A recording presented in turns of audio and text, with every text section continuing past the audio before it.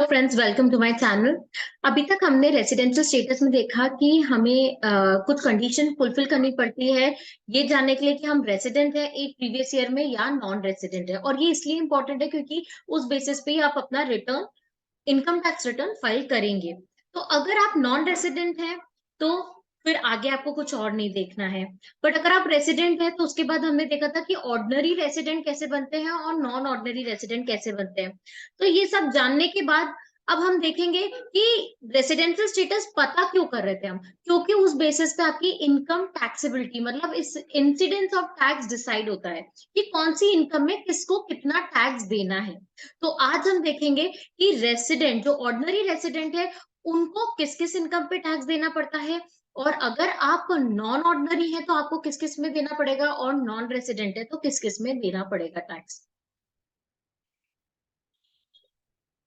सबसे पहले हम देखते हैं रेसिडेंट हैं आप एंड ऑर्डिनरी रेसिडेंट हैं तो आपको कौन कौन सी इनकम में टैक्स देना है। तो ग्लोबल इनकम पे आपको टैक्स देना है, भले वो इनकम इंडिया में रिसीव हुई हो या बाहर रिसीव हुई हो। तो फर्स्ट इनकम कौन सी है? इनकम रिसीव्ड और deemed to be received in India whether earned in India और एल्सवेयर। तो इनकम इंडिया में रिसीव हुई है या deem to be received in India है, भले ही आपने अर्न कहीं और करी हो या इंडिया में करी है। वैसे ही इनकम अक्रू और अराइज और इज डीम टू अक्रू और arise in India whether received in India और एल्सवेयर। अक्रू का क्या मतलब होता है? अक्रू मतलब कि अभी तक आपको रिसीव नहीं हुआ है, हाँ, बट अब आप रिसीव करोगे। तो अगर इंडिया में आप ऐसी कोई इनकम अक्रू हो रही है या अराइज हो रही है या डीम टू अक्रू या अराइज हो रही है, भले ही वो इंडिया में आपको मिली हो या फॉरेन में मिली हो, income which accrue or arise outside India and received outside India from a business controlled from India। ऐसी इनकम बिजनेस से जो कि इंडिया से कंट्रोल हो रहा है, बट इनकम कहाँ अक्रू हो रही है? वो आउटसाइड इंडिया हो रही है। या आपको इनकम रिसीव भी आउटसाइड इंडिया हो रही है, बट कौन से बिजनेस से? जो कि कंट्रोल्ड है इंडिया, इंडिया से। तो ऐसी अगर कोई इनकम है तो वो भी आपको आपको इंडिया में उस पर टैक्स देना पड़ेगा।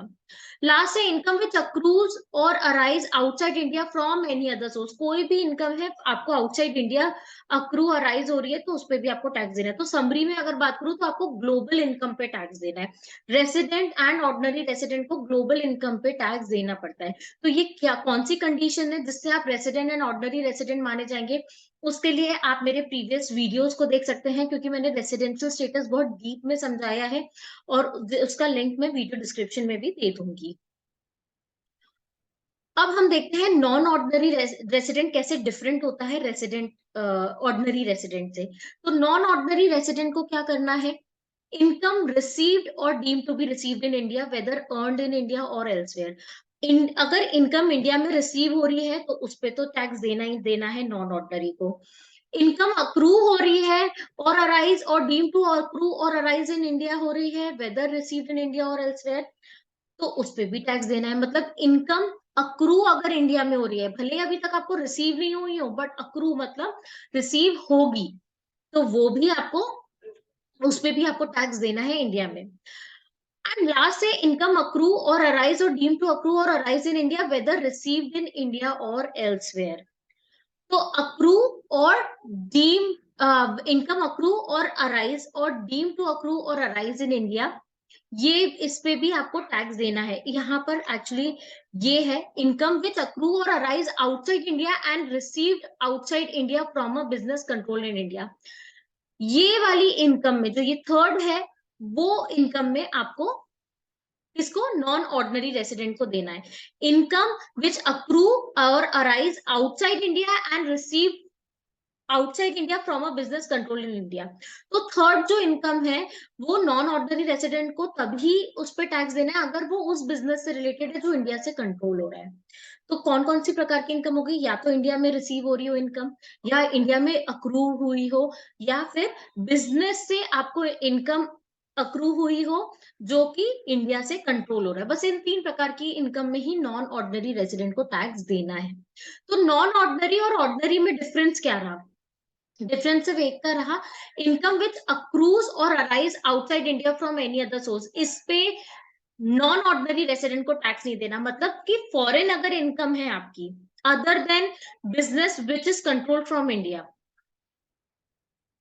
ऐसे कोई बिजनेस से इनकम है जो कि फॉरेन में ही है, फॉरेन में ही कंट्रोल होता है और फॉरेन में ही आपको इनकम अर्न हुई है, तो ऐसी इनकम में नॉन ऑर्डिनरी रेसिडेंट को टैक्स नहीं देना।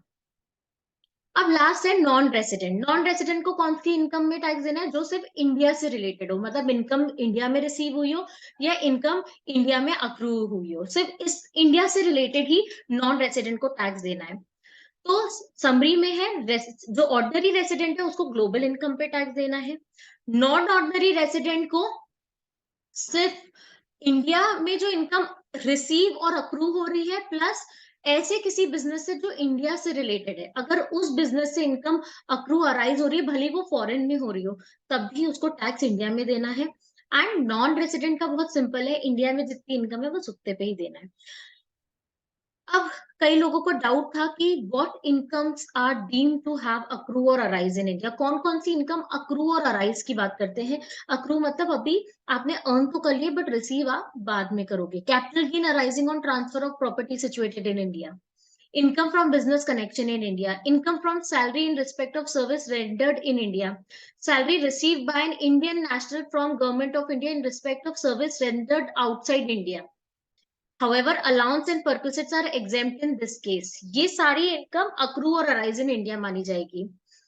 Income from any property asset और other source of income located in India, dividend paid by an Indian company, interest received from government of India, interest received from a resident is treated as income deemed to have accrued or arise in India in all cases except where such income is earned in respect of funds borrowed by the resident and used by resident for carrying on business or profession outside India, or is in respect of funds borrowed by resident and is used for earning income from any source outside India. अगर resident से interest मिल रहा है तो उसको भी deem to B accrued माना जाएगा। Interest receive from a non resident is treated as income deem to accrue और arise in India if such interest is in respect of funds borrowed by the non resident for carrying और any business or profession in India. Royalty or fee for technical service received from Government of India. Royalty or fee for technical service received from resident is treated as income deemed to have accrued or arise in India in all such cases, except where such royalty or fee relates to business, profession, other income carried on by paper outside India. अगर India से related है आपके technical services और उससे related royalty और फी मिली है तो India में ही अक्रू और अराइज मानी जाएगी। बट अगर ऐसे किसी प्रोफेशन से है जो जो आउटसाइड इंडिया ही पेयर्स हैं तो वो रॉयल्टी और फीस एक्सेप्ट की, मतलब वो डीम टू बी अक्रू नहीं मानी जाएगी। रॉयल्टी और fee for technical service receive from non resident is treated as income deemed to have accrue or arisen in India if such royalty or fee is for business, profession, other source of income carried by the peer in India. Income arising outside India, being any sum of money referred to in subclause this and this paid on or after 5th July 2019 by person resident in India to a non-resident. तो ये सारी चीज सारे income है जिनकी list है जो कि डीम टू अक्रू और अराइज इन इंडिया है। अब मैंने आपके लिए समरी फॉर्म में ये बनाया है चार्ट जिससे आपको समझ आ जाए ऑर्डिनरी रेसिडेंट, नॉन ऑर्डिनरी और नॉन रेसिडेंट में क्या डिफरेंस है। इनकम रिसीव्ड और deem to received in India whether earned in India और एल्सवेयर। अगर इनकम रिसीव हो रही है इंडिया में तो ऑर्डिनरी रेसिडेंट को भी टैक्स देना है, नॉन ऑर्डिनरी को भी देना है और नॉन रेसिडेंट को भी देना है। इनकम अक्रू और अराइज इन इंडिया अगर हो रही है तो ये ऑर्डिनरी को टैक्स देना है, नॉन ऑर्डिनरी को और नॉन रेसिडेंट को। इंडिया से रिलेटेड अगर कोई है तो बेसिकली तीनों को टैक्स देना है। इनकम विच अक्रू और arise outside India and received outside India from a business control from India. अगर इनकम अक्रू अराइज और रिसीव ये तीनों चीजें बाहर हो रही है बट ऐसे बिजनेस से हो रही है जिसका कंट्रोल इंडिया में है तो ऑर्डिनरी रेसिडेंट और नॉन ऑर्डिनरी को टैक्स देना है, नॉन रेसिडेंट को टैक्स नहीं देना क्योंकि नॉन रेसिडेंट के लिए सिर्फ और सिर्फ इंडियन इनकम पे ही टैक्स लगता है। वैसे इनकम पे अक्रू और arise outside India from any other source, अगर इनकम अक्रू और अराइज बाहर हो रही है, आउटसाइड इंडिया हो रही है, तो उस केस में सिर्फ और सिर्फ ऑर्डिनरी रेसिडेंट को टैक्स देना है, नॉन ऑर्डिनरी और नॉन रेसिडेंट को टैक्स नहीं लगेगा।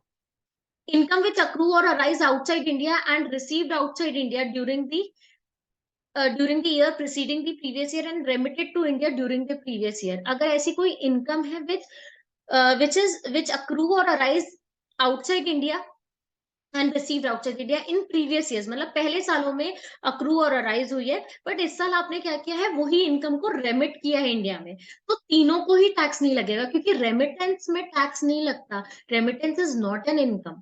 प्रीवियस ईयर्स में जरूर ऑर्डिनरी रेसिडेंट को टैक्स लगा होगा, पर इस केस में जब आप बताए ना रेमिट कर रहे हो, तो रेमिट में किसी को भी टैक्स नहीं देना पड़ेगा। तो ये समरी थी, जिससे आपको समझ आए कि हम लोग ये ordinary, non ordinary, non resident क्यों जानना चाह रहे थे, और उनको कौन कौन सी इनकम पे टैक्स लगता है। तो ये समरी आप याद रखें, क्योंकि कोई भी ऐसी इनकम आपको हो रही है, तो सबसे पहले आप देखिए किस कॉलम में आप फॉल कर रहे हो, ऑर्डिनरी, नॉन ऑर्डिनरी और नॉन रेसिडेंट। उसके बाद आपके पास कौन सी इनकम है, और फिर आप देख लीजिए उसकी टैक्सेबिलिटी होगी या नहीं होगी। इसके बाद भी आपको कोई डाउट है तो आप मुझे कमेंट सेक्शन में बता सकते हैं, मैं आपकी हेल्प जरूर करूंगी। तो तब तक के लिए आप मेरे वीडियो को लाइक करें एंड चैनल को सब्सक्राइब करें। Thank you.